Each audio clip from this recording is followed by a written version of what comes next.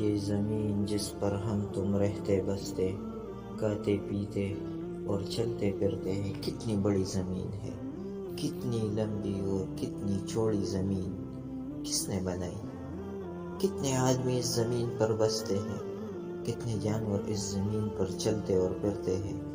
یہ طرح طرح کے آدمی اور یہ طرح طرح کے جانور، نہ آدمیوں کی کوئی حد، نہ جانوروں کا کوئی شمار، کس نے پیدا کیے؟ یہ اونچے اونچے پہاڑ، پہاڑوں سے نکلنے والے دریا، کتنے بڑے بڑے دریا، کتنے بڑے بڑے سمندر، سمندر میں بھی طرح طرح کے جانور اور بے جان چیزیں کس نے پیدا کی؟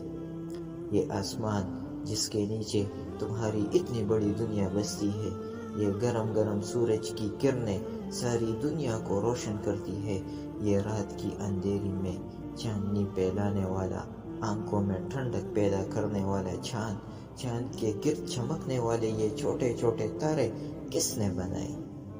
اچھا دیکھو تو، آسمان کی طرف آنکھیں اٹھاؤ، زمین کے اوپر نظر دوڑاؤ، دماغ سے سوچو، دل میں خیال کرو، آنکھوں سے جو چیزیں دیکھتے ہو، کانوں سے جن چیزوں کے نام سنتے ہو، دماغ جن چیزوں کو سوچ سکتا ہے، دل میں جن چیزوں کا خیال آ سکتا ہے، ان سب چیزوں کو کس نے بنایا؟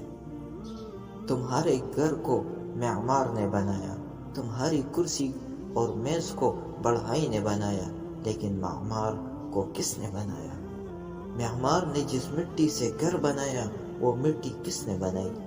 بڑھائی کو کس نے بنایا؟ بڑھائی نے جس لکڑی سے میز اور کرسی بنائی، وہ لکڑی کس نے بنائی؟ وہ کون ہے جس نے سب کو بنایا اور اس کو کسی نے نہیں بنایا؟ تو تم بھی کہو گے اور میں بھی کہوں گا کہ وہ ذات اللہ جل جلالہ کی ذات ہے، جس نے سب کو بنایا اور اس کو کسی نے نہیں بنایا۔